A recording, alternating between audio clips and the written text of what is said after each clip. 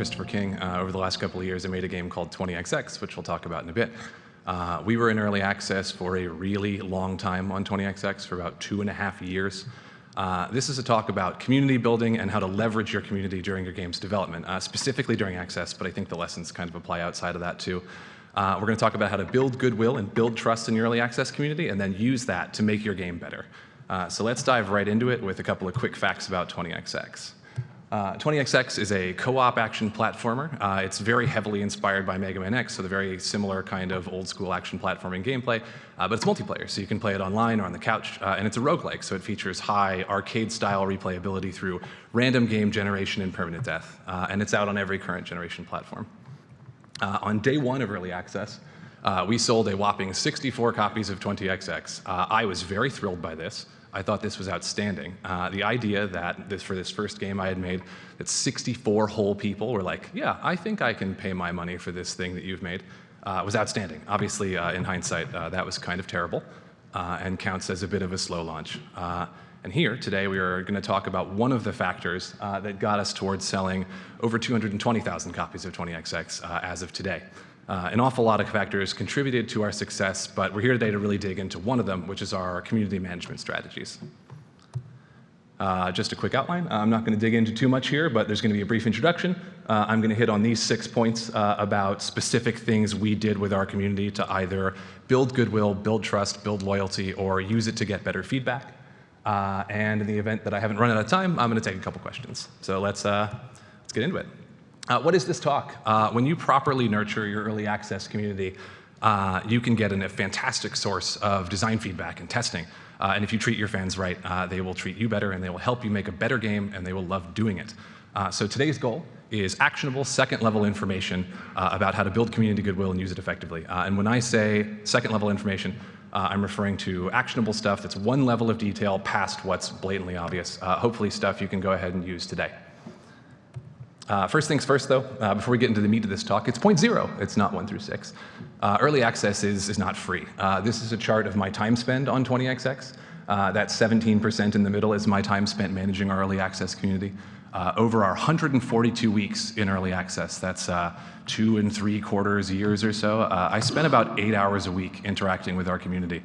And as our game's primary designer, creative, tech guy, level designer, all that stuff, that's a very, very large cost. It's about 28 full-time weeks or 7 full-time months of community management. And if you're not interested in really integrating player feedback into your game or helping your players help you design your game, this is a huge cost, and you obviously have to account for this. If you just assume that community management is free or effortless or doesn't take any time, you're going to be real disappointed. So 1, establish a schedule and keep your word. The section is about loyalty building. As a developer, you want to build loyalty because it increases your player retention, it makes your players more likely to give you better, more detailed feedback, it engenders kinder communities, and I really can't overstate how nice it is to have people not be dicks to you over the internet, especially when Steam communities can be very toxic places, and thankfully ours was not. And it makes players more likely to be your fans going forward. So when you work on more projects, the people who've played your games before will remember your positive interactions and be like, oh, I kind of have some basic default trust with that guy. I'm gonna check that out. So first thing, set an update schedule and stick to it. This is a very concrete thing. On 20XX, we updated the game every other Wednesday at 6 p.m. Eastern throughout our 142 weeks on early access. So that's 72 bi-weekly updates. They were very, very, very on time. One of them was off by a single hour, one of them was off by a day, and the other 70 were smack on time. And it really builds a sense of reliability in your fan base. Even if you don't have a lot of players immediately, the players you do have will come to rely on the schedule that you've set, and they'll plan play sessions. Like 20XX has 2-player online multiplayer, so we'd have people like organizing sessions with their friends. Oh, we're going to play at 6:05 on Wednesday because I am confident that the game will have updated, and we can rely on that plan. And it really builds a lot of loyalty in your fans when they know exactly when they can come back and see the cool new stuff. And if you take absolutely nothing else from this talk, take that. Add an update timer to your main menu. Here is an example of that. So this is a picture of 20XX's main menu at one point during development. You can see that very professionally drawn green circle around next update in and then a timer. Very simple, just look at the time that you're going to update, compute the difference between now and then, and put it right on your front page. Much harder than this is actually adhering to your schedule. You know, sometimes you're going to have to make cuts to features you intended to push on time. Being reliable here is important, and it's much better to release a small update now and then than be late, and it's much better to not set a schedule at all than set a schedule that you reliably cannot adhere to. If you're going to do this, make sure you actually can. And finally on this, make sure that the time you set is life-friendly for you. This is actually a mistake we made on 20XX. I set our update timer at 6 p.m. Eastern every other Wednesday, and I lived on the East Coast. So we would be pushing regular patches right before I was supposed to either go out to dinner or go to an evening social thing or do something right after I was off of work, right? And instead, because of my very poorly chosen timer time, I would very frequently either have to push a patch and then just leave and not bring a computer and potentially have crashes or other bad bugs in the live build for a few hours, or I'd have to cancel going out, or I'd be like, hey friends, I brought my laptop because also I have to work. Pick a good time, preferably right in the middle of your workday. If we had done 2 p.m. instead of 6 p.m., we would have been much better off, and we will do that going forward. Lastly on this guy, never promise anything unless you're 100% sure it's going to happen. I am sure you guys can think of more than one game community that's been kind of ticked off by a developer making lofty promises or promising specific release dates for features pretty far in advance and then letting their community down. And this is really just about, oopsie, one back. This is really about expectation management. Announcing features too early really doesn't win you a lot, especially when you're on a slow launch or a relatively small team and don't have a huge player base. And it risks eroding community faith and trust if those dates slip. When you do tell your fans what you're working on, pick better language.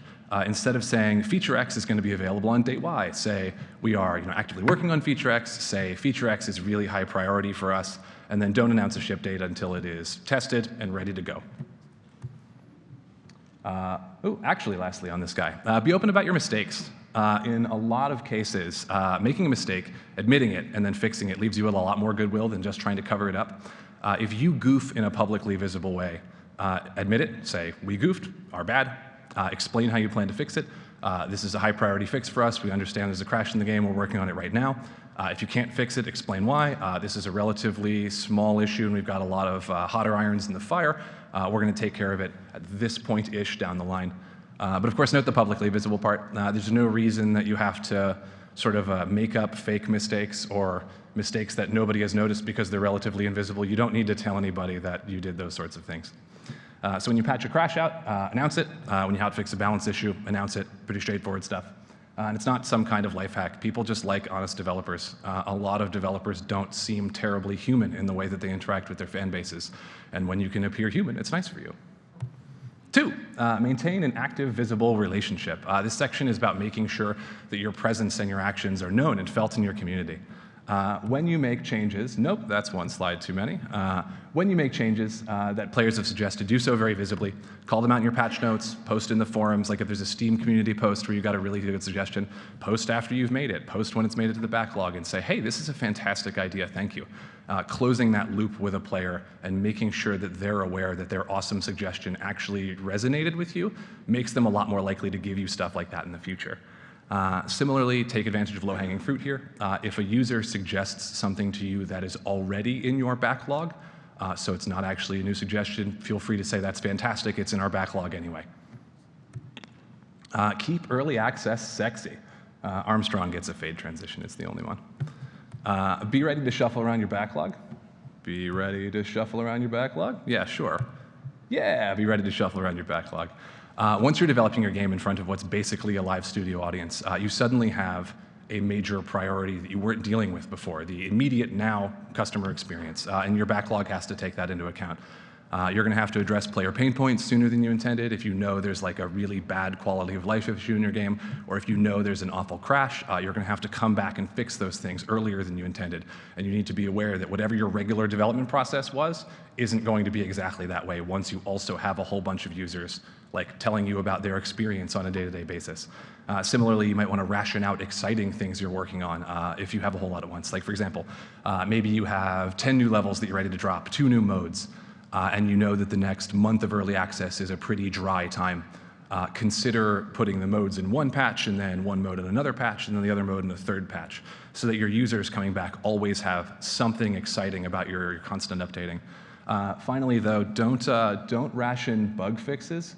Don't do that. Basically, if the thing you're working on, the rule of thumb, if the thing you're working on is a detrimental to player experience kind of thing, don't ration that out. Fix it as soon as you can. Hot fix it if you have to. Don't wait for a patch cycle. Make sure that anything that might be turning your users off that is an unintended part of the experience gets out right away. Never ration that. As an aside, here's a quick example of our community forcing us to shuffle around our backlog.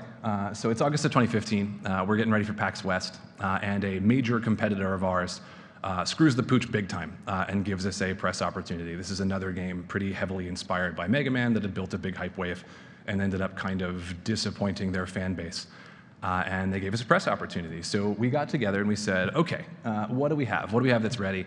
If we want to sort of set an announcement, if we want to set a milestone, what can we put in this milestone to be kind of major? And we said, okay, we've got a couple character redesigns. If you guys have followed the development of 20XX at all, you know that we changed the art. We iterated on the art style numerous times. I think we had 6 different main character designs between the very first Steam launch and 1.0 a couple years later. So we said, okay, we've got these new character designs we're really excited about. We've got a couple of new modes. We can throw all that in there. That'll be great. That's perfect. Let's go with that. So 11 days before this big beta launch, which was sort of the day that our competitor was supposed to have had a major event, we pushed that stuff to our Steam community first, to our early access users, to say, hey, can you guys gut check this for us? Let us know if anything here is super broken or if there are any like immediate feedback bits you have or anything like that. And this was our response. These are a little bit cherry-picked, but this was pretty much the response of our entire Steam community. It was overwhelmingly the most negative feedback we've gotten about anything at all we've done with 20XX. We're 11 days before our biggest press push of the entire development cycle, and we're getting this about our main character. So we scramble to fix it. We cancel a vacation. We build new character models using a lot of the lessons that we learned from the sort of failed character designs we had. And of course, our characters feature very prominently in all of our promotional media. They're in our trailers, they're in our screenshots. So a couple of days before this major event, we have to remake all of our trailers and all of our screenshots. And we end up doing all of this. We loop in the community with every single step. The moment it is clear that we have something approaching outrage on our hands, we say, oh, we goofed. We're working on this. Please bear with us. Trust in us. We're going to work on this. And every single day, we would post our new concepts, we would post models in progress, we would post animations. We would basically just show our entire community day by day, this is the new stuff we're building. Does this fit your expectations better? And if we hadn't done this, we would have just gotten toasted, honestly. This was a really big press push for us. There's a really solid chance that if we had pushed that beta with unappealing main character designs, that we just would have been dead in the water right there. Like, this moment is one of the major sparks that made us successful. And we almost wasted it. This was some of the feedback we got after having done this. So keep in mind that these were community members who were downright pissed. We had turned their beloved characters into something they found so hideous that they couldn't even play with. They didn't want to look at these characters while playing the game. And even though we had made a mistake of that magnitude, once we sat down with them and we fixed it, they loved us. And we got a lot of this. We got a lot of, I can't believe you guys were willing to go that far for us. Like, thank you for listening to us. And we're like, thank you for telling us. We need that stuff. 3, develop and maintain a group of super friends. These are early access players. They're sort of a side group from your basic EA community that you're going to use to test content that isn't ready for your entire user base. They're going to get to see cool new content before it's ready for release, or maybe it's work in progress or experimental stuff. And you're going to get last line of defense QA before stuff goes live. You're going to get an awesome source of feedback before you're really ready to show your greater player base something you're working on. Feel free to handle membership in this group however you like. You can opt in. You can have people send you a nice email or say, I like your video game that you're making. You can just have it be invite only if you have a big enough community that you can afford to cherry pick. As long as you're getting the feedback you need, the way you handle membership, the size of your group doesn't really matter. Set your group's expectations accordingly. If your Super Friends content is going to be full of garbage or pushed relatively infrequently, it's very important that your fans know that. You can afford to push less frequently or less consistently. You can afford to push relatively lower quality stuff as long as the people you are pushing to understand that that's what you're doing. If they are expecting the same level of quality in your regular releases and then you push them kind of garbagey stuff, they're going to feel bad about it. Respect the shared value relationship here. Remember that your super friends are a two-way street. You're getting something really valuable out of them because you're getting sort of an earlier line of feedback, you're getting awesome testing from them, and they're getting to see a lot of cool new stuff that you haven't actually pushed yet before it's ready. Accordingly, don't push super friends content that are only full of relatively boring stuff. If you have performance enhancements, if you have engine changes, if you have things that are not really impactful to the average user experience, like content, really, don't push these things to super friends. At least don't push them alone. If you have to test this stuff, maybe you have engine changes that you're really excited about, or you have optimizations you've written in that you're not sure are safe because they might break other things that you can't really test on your own. Either wrap them up with other stuff, wait until you have other content to test to push them, or push them to just another public-facing build that isn't super friends. Say this is an optional test build on Steam, this will go live in a month, whatever like that. Lastly, your super friends are not contractors, they're not employees, they won't have signed NDAs unless you make them, which we did not. And if you are gonna have something that you could possibly show that would ruin your plans if it gets out, like these people are in your super friends group because they love you, but you can't just explicitly trust them 100%. Don't show anything in this group that will absolutely ruin your plans if it gets out. It's very likely that if you're kind of a slow early access launch, this doesn't apply to you, and if the special stuff you're working on gets out to whoever actually cares about it at the time, that's probably fine, but just be aware. 4, interact efficiently. Sections about cutting down on the time that it takes to do this job right. Encourage public space feedback. So when you're communicating with your players, encourage the use of forums, encourage the use of Discord, encourage the use of any kind of public space where your words have a force multiplier, where when you respond to something, you can reach a whole lot of players at once instead of any one-to-one mediums like email or Twitter or calling me at 3 in the morning. Reducing the number of times that you personally need to deliver a given message saves a lot more time for other stuff, just makes this take less time. Similarly, once your fans are using these public spaces, once you have veteran players in your Steam community, in your Discord chats, stuff like that, they're going to answer a lot of questions for you. They're going to take over a lot of the softballs. If they've seen you answer a question once, they're going to come in the next time somebody else asks and either directly link to your comment or say, here is the answer. And it's a huge win-win-win. You don't have to spend any time on this at all. Your veteran player gets to feel like they contributed to the community, and they get to feel like they helped somebody, which they did, and the fan gets their question answered. Everybody wins, and it's awesome. Here is an example of how we tried to encourage this with 20XX using the same awesome main menu screenshot. You can see on the bottom there, we've circled our community button, which at the time linked directly to our Steam community because we hadn't done Discord yet. And we had a similar circle over there linking people to the subreddit. In hindsight, I don't know why we didn't just make that a separate button. We probably could have gotten away with that pretty easily. This is also a perfect example of a mistake. I have an email address on my main menu screen, and I have no idea where people are getting this email address, but to this day, I still receive support emails for 20XX, even though this has been gone for literally 2+ years. Somehow this email address is circulated, and now I'm doomed and stuck with it forever. Always encourage public spaces, never encourage one-to-one mediums. Of course, there will be some users that are not comfortable speaking out in a public space, and they will find your email or they will tweet at you anyway, and that's totally fine. But in general, make it clear that your preferred method is anything public. Like this, use a public bug database. You're going to get fewer bug threads in the other communities. If you're not already using a public database, please do. We use Mantis, but there are a ton of really good ones. Lead all of your bug complaints there, get them out of your other communities, it turns them into more positive places. How many times have you loved playing a game and then the subreddit or the community for it, after a big patch, just turns into a big mess of bug complaints and nothing else? It really drags you down. Strategy 2 does apply here. You have to make sure you're visible in your bug tracker. If you have people reporting a lot of bugs, you need to make sure that you're spending at least some amount of periodic time looking at your bug tracker, visibly fixing bugs, marking them complete, submitting notes for feedback, stuff like that. Otherwise, people are going to come to your bug tracker. They're going to see a whole mess of open bugs that haven't been interacted with in a long time, assume the bug tracker is dead, and either not report the bug or report it on one of the other forums. Pick your battles. Don't respond to everything. Over time, you're going to get a really good sense of the kinds of messages that your veterans can handle for you. Ignore them entirely. Let your veterans do it. Take the time to respond to a player when they just make a love thread. If they say, thank you, developers, so much for this game, put yourself in their shoes. If you are telling the developer of your absolute favorite game how much it's meant to you and how much you've enjoyed playing it, there's really nothing that would make you happier than that developer coming right around and saying, God, thank you. This is the kind of thing, this is what I love. This is what keeps me going. And closing that loop really cements them as a fan pretty much permanently. This is a very easy way to convert somebody who likes your game into a permanent fan. Respond to popular feedback that you disagree with.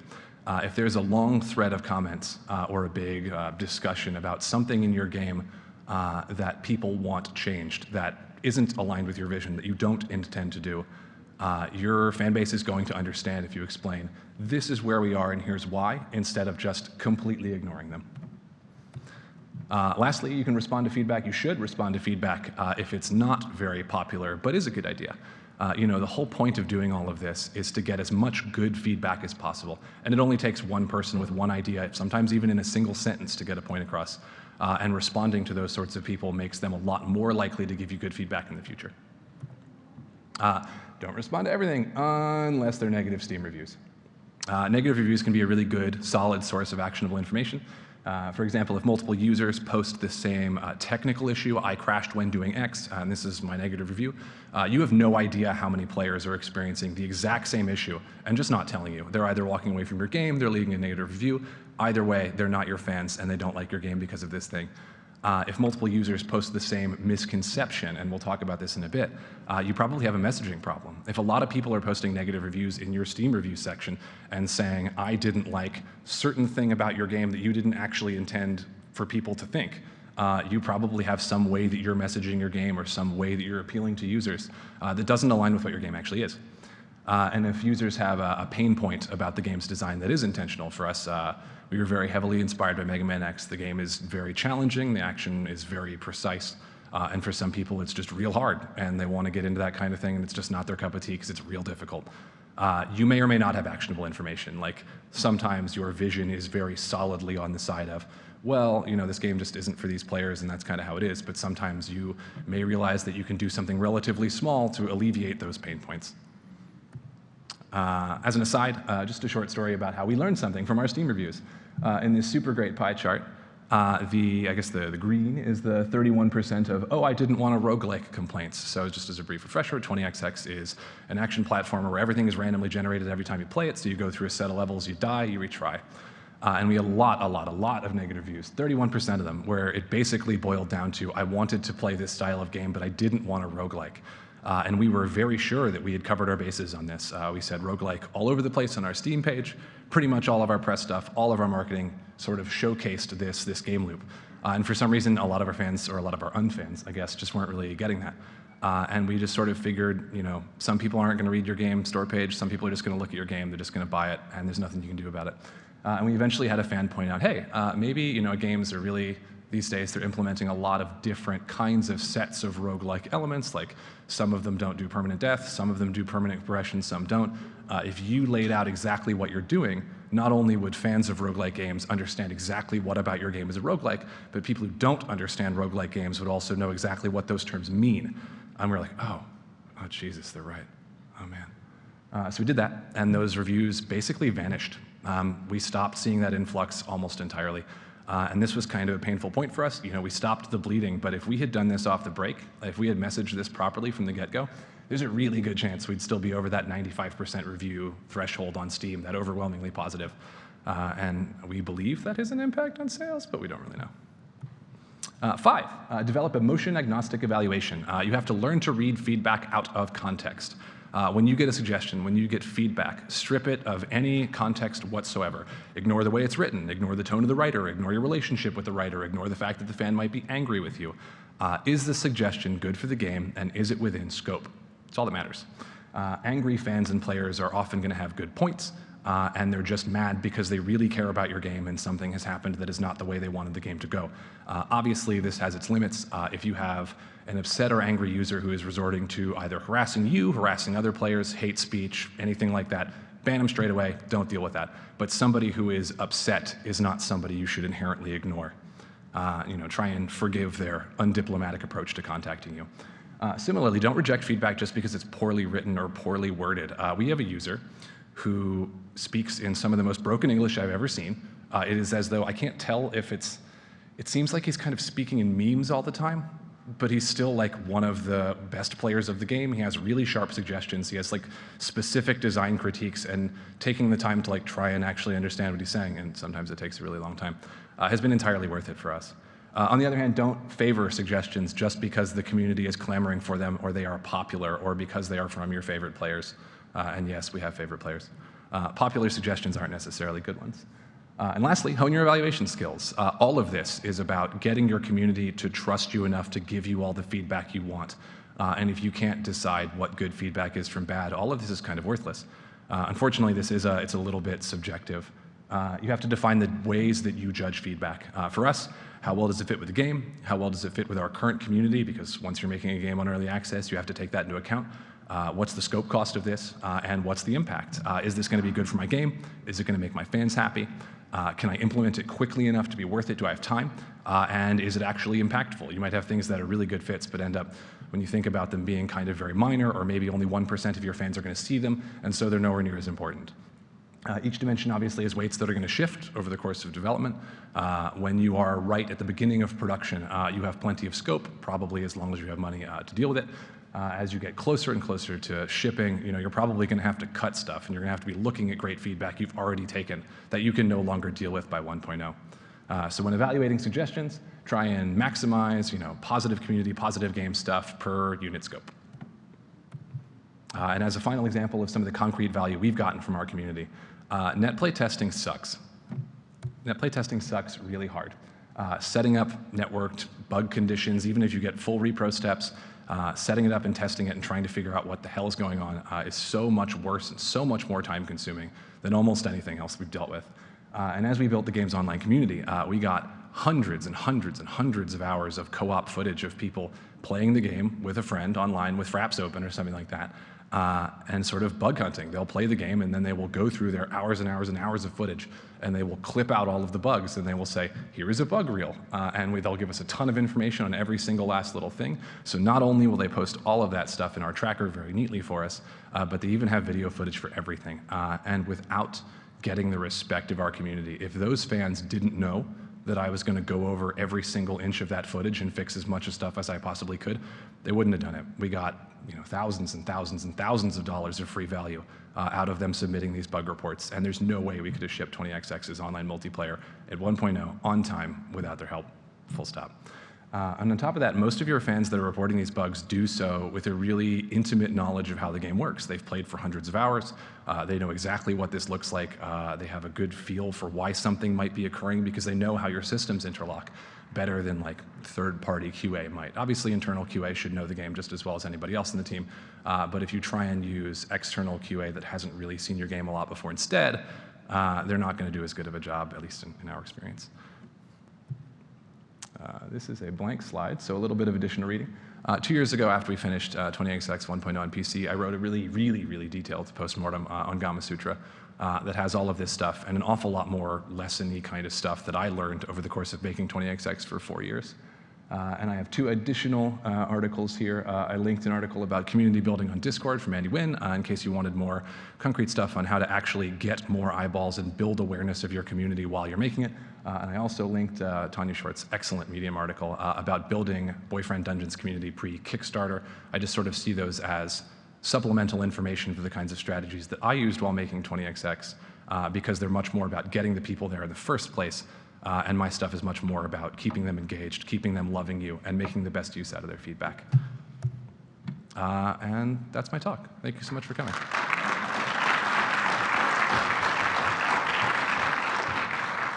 We probably have time for one question. If you have a question for Chris, please come to one of the mics in the aisles.